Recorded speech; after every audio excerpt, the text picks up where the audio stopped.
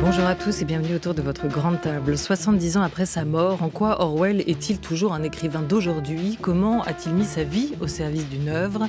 Visionnaire, mais surtout profondément humaniste, l'auteur de 1984 a encore beaucoup à nous dire du monde dans lequel nous vivons. À partir de 12h55, rendez-vous avec le journaliste Adrien Jolmes, auteur de Sur les traces de George Orwell, qui paraît aux éditions des Équateurs, en discussion avec Aurélie Marciro, rédactrice en chef adjointe du Nouveau Magazine littéraire. Mais d'abord, Colline Serrault, au naturel, femme de théâtre et de cinéma. La réalisatrice de 3 hommes et un couffin ou encore de La crise se raconte dans un livre qui paraît chez Actes Sud, hashtag ou dièse Colline Serrault, ceux qui l'ont précédé, ceux qui l'ont inspiré, ce pourquoi il faut s'engager. Elle est notre invitée à écouter tout de suite sur France Culture ou plus tard sur franceculture.fr.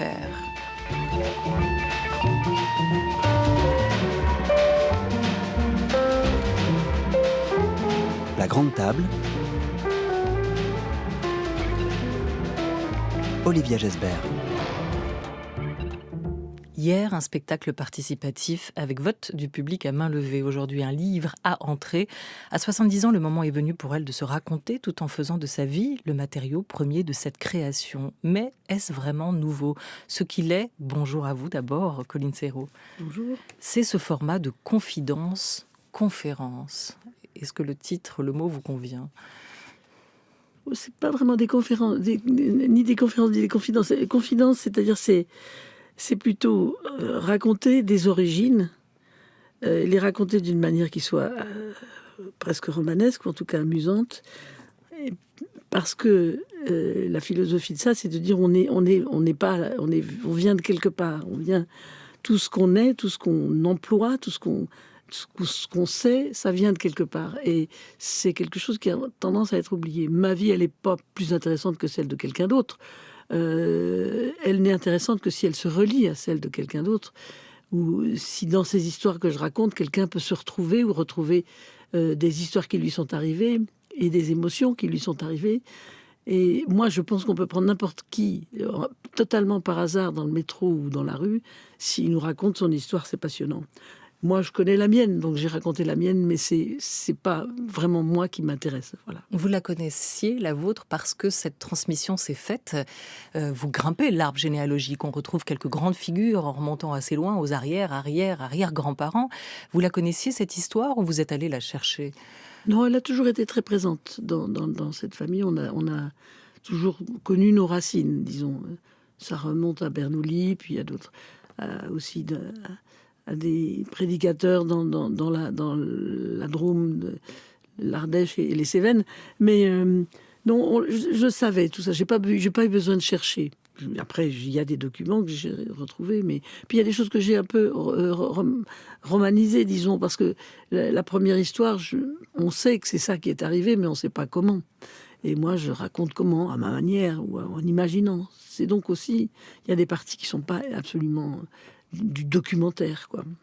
Il y a une mise en partage à travers à la fois le théâtre, puisque vous avez d'abord choisi de vous produire sur scène à Lyon pour partager cette histoire avec un public. Aujourd'hui, à travers ce livre et des lecteurs, vous l'écrivez, d'ailleurs je ne sais pas qui me lira, ni pourquoi, l'écriture de ce livre, mais il y a quand même eu cette envie à un moment de partager ça. Pourquoi, pour vous ? Il y a quand même 3 parties dans le livre. Il y a la partie qui concerne mon histoire, d'où je viens, aussi pour dire s'il y a des choses que j'ai défendues, comme l'écologie ou le féminisme, où ça vient pas de nulle part. Il y a des gens, des géants qui m'ont précédé. Il y a une deuxième partie qui sont des scènes, des grandes scènes qui sont soit issues de la crise ou de la Belle Verte, ou des scènes inédites. C'est aussi... Ça, c'est mon métier de scénariste et d'écrivain de théâtre aussi, de dialoguiste.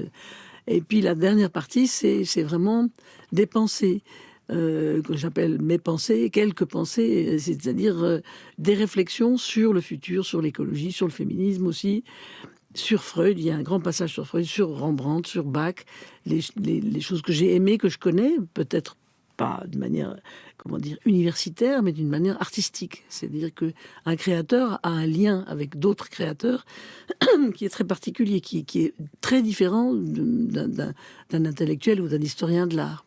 on a un rapport très... Et c'est intéressant aussi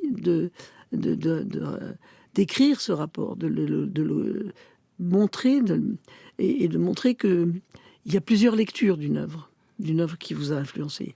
Même si ça peut être douloureux, vous écrivez « Nous allons de chagrin en chagrin sans se parler assez. Nous bâtissons des murs de protection pour survivre qui ne nous protègent de rien du tout. » En écrivant ces lignes, je me mets à comprendre pourquoi écrire m'est si douloureux. Repasser par ces sentiers escarpés, éprouver ces peines de nouveau. Pourquoi ? Pour qui ? L'écriture de ce livre, elle n'a pas été si facile. Si, c'est pas... toute création comporte ce moment escarpé, où même si ce n'est pas vous-même que vous racontez, de toute façon, c'est vous-même quand même qui est là au fond et qui parle par l'inconscient. Et le drame de la page blanche, de la toile blanche, c'est ça. Il faut passer par la douleur pour pouvoir atteindre la profondeur. Même si à l'arrivée, vous êtes plutôt plus dans la joie que dans le désespoir. Mais si on ne passe pas par la douleur qui est le lot de toute l'humanité, on ne fait qu'être à la surface des choses. Ce qui ne l'est pas nouveau, c'est la porosité entre votre histoire familiale, vos émotions, vos passions, vos engagements et vos films ou vos pièces. Petit cas pratique avec La crise, sortie en 92, Vincent Lindon en Victor, quitté, viré, arrivé chez ses parents, il apprend que sa mère a un amant et qu'elle quitte le foyer familial. Scène mythique, sorte de monologue du vagin de la femme au foyer, déclamé par la grande Maria Pacôme, décédée l'an dernier. Mais bien sûr que ça m'intéresse de m'envoyer en l'air. Ça t'intéresse pas, toi? Et même si c'était qu'une belle histoire de cul, j'ai pas le droit d'en avoir une belle histoire de cul, moi?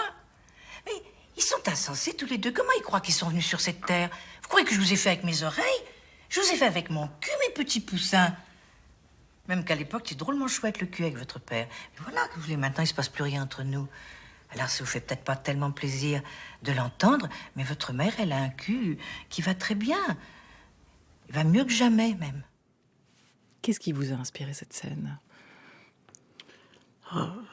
Toutes les femmes, sans aucune exception, qui sont dans le service, tous les services, le service affectif, sexuel, le service maternel, ménager, le service fidélité, même, je dirais, qui est une aberration. Enfin, le corps de personne n'appartient à personne. Je veux dire, notre corps et notre destinée n'appartient qu'à nous.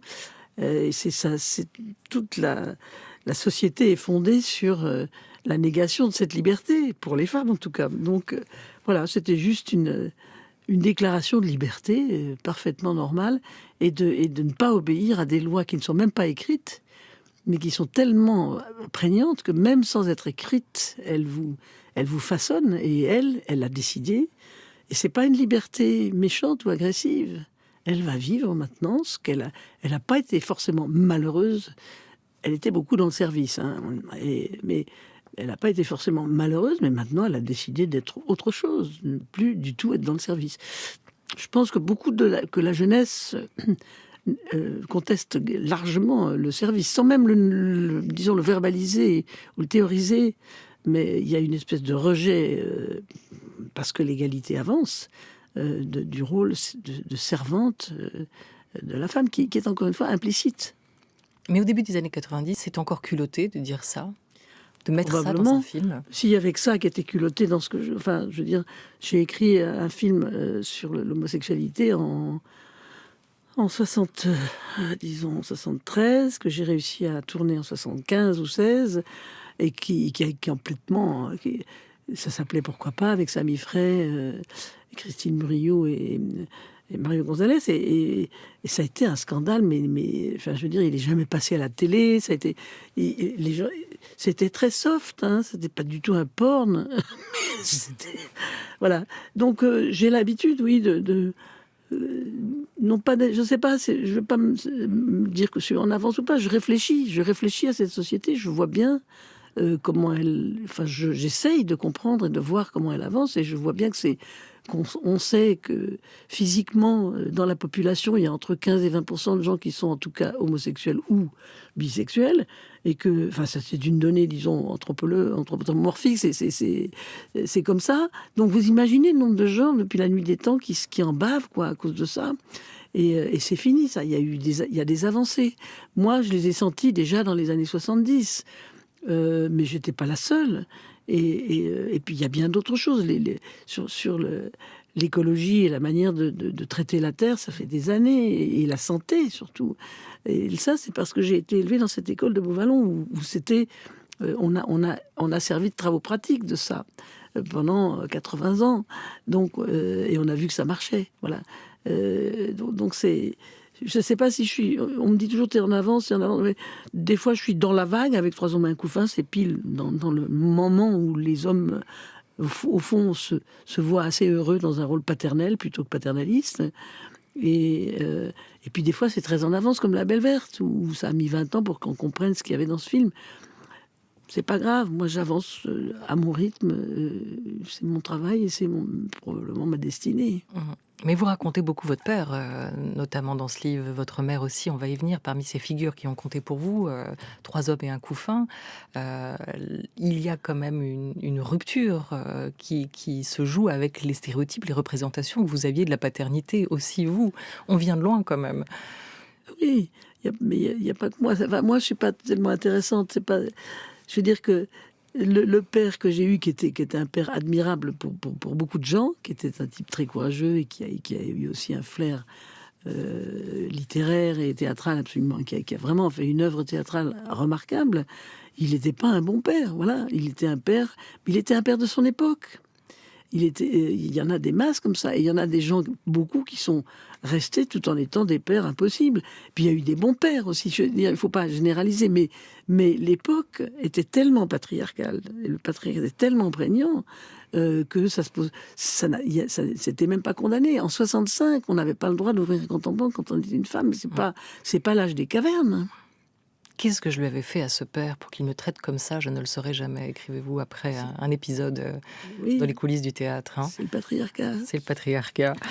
Femme rebelle, inadaptée ou décidée, vous racontez ces femmes qui vous ont marqué, pionnières, effrontées, libres surtout, de votre grand-tante Hélène, devenue bonne sœur, une femme savante, passionnée de mathématiques et jugée pour cette raison non épousable, mise au banc, parce qu'on n'avait pas le droit d'en savoir plus éventuellement qu'un mari. Votre mère, Geneviève aussi, son ami algérien, son esprit de résistance. Votre mère, encore agrégée de lettres, alitée toute sa grossesse, qui lit et savoure Saint-Simon. À la fin des fins, les combats de mes parents, écrivez-vous, se sont trouvés justifiés par l'histoire, par la victoire du FLN, la fin de la guerre d'Algérie, la libération des colonies françaises, la fin du franquisme et du stalinisme, et pour ma mère, par certaines victoires remportées par les femmes. Vous aussi, l'histoire est quand même en train de vous donner raison sur tous ces sujets que vous abordez depuis une quarantaine d'années. Surtout sur l'écologie. Et c'est pourquoi il faut pas avoir peur d'être en minorité à un moment ou à un autre, et d'avoir le sentiment de ne pas être compris, parce que... Et puis on peut aussi se tromper, mais c'est vrai que j'ai vu tellement de tous ces combats devenir finalement la norme et le bien par rapport au mal, quand toute la France est devenue résistante, alors qu'il y avait 0,0001% de résistants au début de la guerre. La force de ça, c'est que ça donne une espèce de structure intellectuelle où on se dit la seule chose à laquelle je dois me raccrocher, c'est mes convictions, c'est mes recherches, c'est à partir de recherches, pas à partir d'intuitions comme ça, sans fondement, mais c'est toujours travailler, écouter la pensée des autres, la lire, la comprendre et voir comment se positionner. On vit en ce moment, par exemple, dans une époque très complexe sur comment se positionner vis-à-vis de l'islam, vis-à-vis du terrorisme, vis-à-vis du racisme. C'est complexe comme problème. Et il faut le penser, réfléchir, et puis ensuite prendre position sur ce qu'on croit être juste. Et l'histoire vous infirme ou vous confirme. Et pensez à la manière de le dire. Est-ce que c'est pas aussi important, Colline Serrault, penser à la manière de transmettre ses convictions, par le biais de la comédie, au cinéma, par le biais de la scène, ne pas braquer, ne pas juger? Bien sûr, c'est ça, c'est l'essentiel. Nous, on n'est pas les artistes, on est ni des, nous ne sommes ni des journalistes ni des politiques. Les politiques doivent prendre position, agir sur le monde par des lois, par des actions. Nous, on a un rôle qui est plus complexe, qui est il faut qu'on séduise, il faut que nos idées passent avec des armes, certes, qui sont des kalachnikovs, mais qui sont de l'humour et du charme. Si on n'a pas ce charme et cet humour, ça passe pas. Et en même temps, le charme et l'humour font qu'on n'est plus jamais en position de dire c'est noir et blanc. On est tout le temps dans la dialectique et dans les contradictions humaines. Et c'est ce qui fait qu'une œuvre est riche ou pas. Si je parle, je sais pas si j'en parle dans le bouquin, mais Balzac, pour moi, c'est vraiment l'exemple. C'est un homme de droite qui défend les institutions, la monarchie, la religion, etc. Et il n'y a pas plus marxiste que Balzac. C'est-à-dire qu'il arrive à avoir une telle puissance d'analyse que finalement, il décortique le monde où il est beaucoup plus puissamment que Zola. Et si vous savez lire entre les lignes, la monarchie, c'est une infection, le statut des femmes, c'est une infection, et la religion est une pure hypocrisie. Je veux dire, et ça, Balzac, c'est lui qui le dit. Donc, il y a une manière, mais il ne le dit pas directement. C'est-à-dire qu'il y a une manière, l'artiste est un témoin qui doit pouvoir accompagner les contradictions. Parmi les figures qui vous ont marqué, il y a celle de Marguerite Soubeyran, qui a fondé l'école Beauvallon que vous évoquiez, où vous avez passé petite 3 ans. Les adultes, ils ne sont pas tous épatants, disait-elle, tandis que les enfants, ils sont merveilleux. Ça, c'était devant la caméra des réalisateurs de Une école, une ville, une vie, un film documentaire sorti en 72. On l'écoute. Il faut faire une école où on pourra aider les enfants, où on pourra les mettre dans un milieu qui leur permettront de se développer et de ne pas laisser leurs facultés s'amoindrir et disparaître par le fait de tout ce qu'on leur fait peser dessus, aussi bien dans la famille, dans l'école que dans la société, que partout. Alors nous sommes dit tout de suite, la première chose à faire, c'est de mélanger complètement les enfants à la direction de la maison et à ce que nous voulons faire dans la maison. C'est-à-dire ne rien faire dans l'école qu'ils ne sachent pas pourquoi nous voulons le faire, leur expliquer et qu'ils le comprennent. Et discuter avec eux. Discuter avec eux tout ce que nous ferons dans l'école. Aussi bien nous, les adultes, que les enfants, etc. Et ensemble, arriver à mettre sur pied un ensemble de lois très simples, qui puissent que la maison marche harmonieusement et sans difficulté. Alors nous avons fait ce qu'on appelle les assemblées. Je serais incapable d'être dans une école sans assemblée. C'est le pivot de l'école. Et nous devons toujours les mettre en situation de réussite et jamais essayer de les mettre en situation d'échec. C'est la chose la plus importante pour les gosses que nous avons ici, n'est-ce pas? Que ce soit pour la classe, que ce soit pour leur travail dans la maison, que ce soit pour n'importe quoi. Il faut toujours appuyer sur ce qui réussit et ne jamais appuyer et ne jamais sur ce qui échoue. Échouer, c'est un accident. Réussir, c'est la vie. Alors l'accident, on passe, quoi. C'est un accident et puis ça passera. Voilà, c'était un projet fou, cette école qu'elle a ouverte et qu'elle a dirigée. Une école où tout se passait en assemblée, les décisions se prenaient de manière collégiale et surtout cette idée quand même assez folle que la voix d'un enfant vaut la voix d'un adulte. Oui, dans les assemblées, la voix d'un enfant valait la voix d'un adulte. Et c'était pas non plus de la démagogie genre libre aux enfants de Summerhill. C'est-à-dire qu'il y avait une discipline quand même. Il y avait quand même l'idée que l'adulte encadrait, parce que les enfants s'encadrent, ils deviennent fous, ils sont malheureux. Mais il y avait un endroit, un moment dans l'école où on pouvait dire ce qui dysfonctionnait, comment on aurait inventé mieux les règles. C'est-à-dire que ça faisait appel à l'intelligence collective. Et les gosses ont une immense intelligence de ce qui leur convient. Et quand on respecte leurs paroles, ils ne vont pas proposer des trucs idiots. Et puis s'ils proposent des trucs idiots, on les met au vote, on explique. Je veux dire qu'on n'était pas dans des choses qu'on nous imposait. Il y avait des règles admises en commun et expliquées aussi. Donc les lois, si on les explique aussi, c'est beaucoup plus... on les admet. Et il y avait cette idée très forte aussi que que la réussite, c'est la règle et l'échec, c'est un accident. Ça, c'est vraiment le contraire de l'éducation, du système d'éducation français, où on cherche la faute. On va toujours chercher là où le gosse n'a pas la connaissance, ne sait pas faire, etc.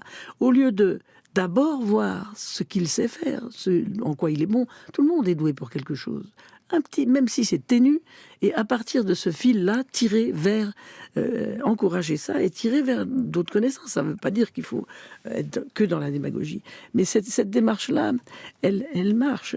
Et il y avait aussi les réunions culture, c'est-à-dire que 10 minutes par matin, on entendait tous ensemble un morceau de musique, un poème, où on regardait un tableau. Mais 10 minutes, c'est tout. C'est pas sans pédantisme, mais juste comme ça.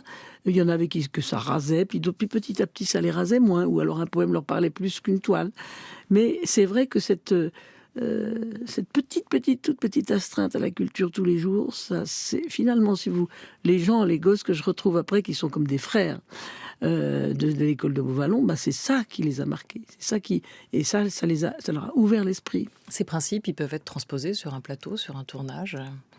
Peuvent être cette intelligence collective et ce partage. Surtout dans les écoles et surtout dans la société. Là encore, les tournages, on s'en fout un petit peu. C'est pas ça. Le tournage, il ressemble à la personne qui le dirige, c'est obligatoire, mais c'est des règles très simples qui pourraient être mises en œuvre dans les écoles. Hein. Quelques notes de Bach, juste pour vous, Colline Serrault.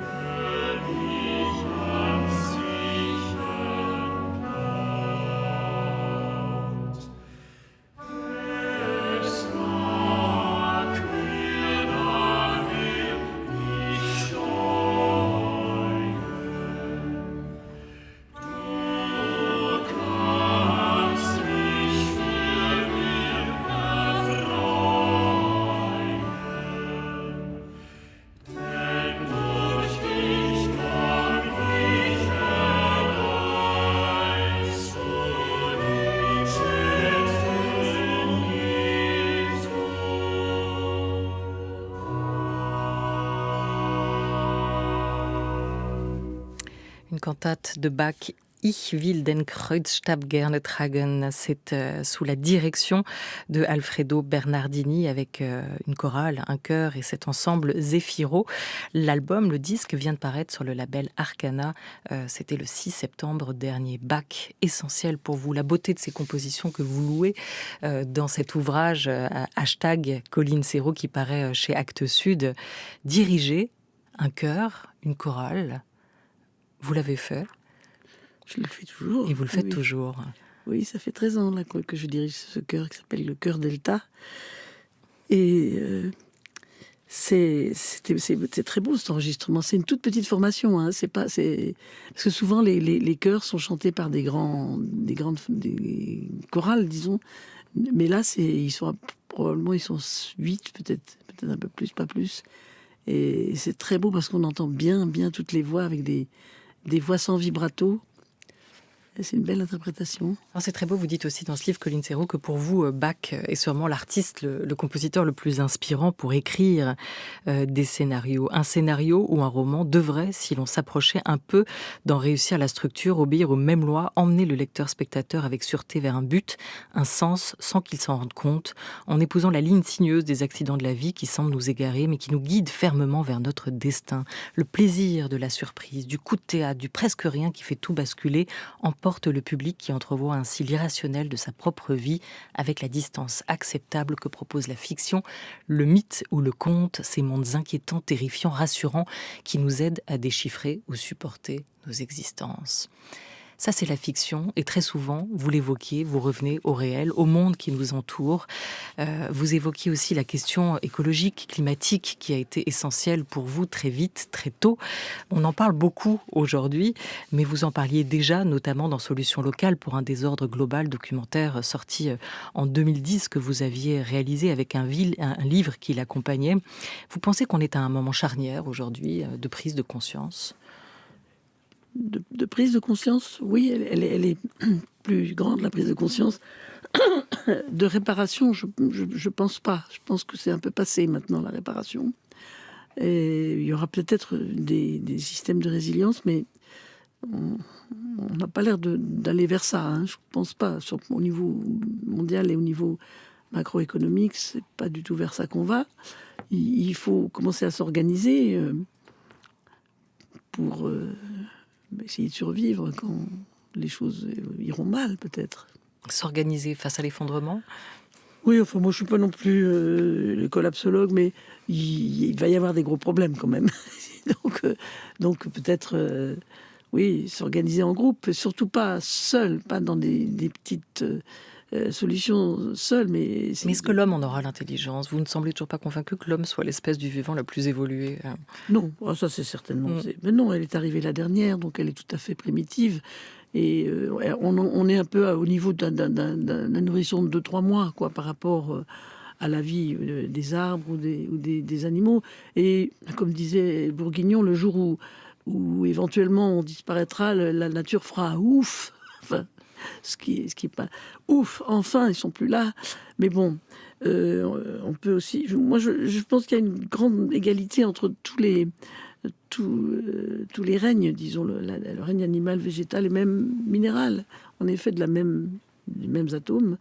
Il va falloir juste commencer à être un peu moins... modérer notre hubris. Et puis peut-être, c'est quand même pas les femmes qui nous ont amenés là. On n'a rien dirigé, nous, là. Donc il serait peut-être un peu temps que ça s'équilibre. Inverser les rôles. Voilà, et de s'occuper des... Pas inverser, mais au moins équilibrer. Ouais, et de s'occuper des vrais problèmes. Vous retranscrivez d'ailleurs dans ce livre un extrait du film La Belle Verte avec ce monologue, cette tirade de Vincent Lindon à un conducteur dont il a abîmé le rétroviseur. Sur la Terre, il y a 4 types sur 5 qui crèvent de faim. Il y a ceux qui vivent dans des caves à cause des bombes. Il y a ceux qui pourrissent du cancer ou du sida dans les hôpitaux. Et toi, il t'est arrivé une chose terrible. On a touché ton rétroviseur. Merci beaucoup à vous, Colline Serrault. Fragments, pensées, mémoires à lire dans cet ouvrage, #Colline Serrault, qui paraît chez Actes Sud, avec une rencontre le 17, la semaine prochaine, avec Laure Adler et vous, à la librairie du Théâtre du Rond-Point à Paris, et peut-être un spectacle créé à la Comédie Odéon de Lyon qui va tourner partout en France ? Probablement, oui. Et ce film Tempête avec un S ? Oui, Tempête, puis aussi un autre film, Boomerang. Merci beaucoup à vous. France Culture, l'esprit d'ouverture.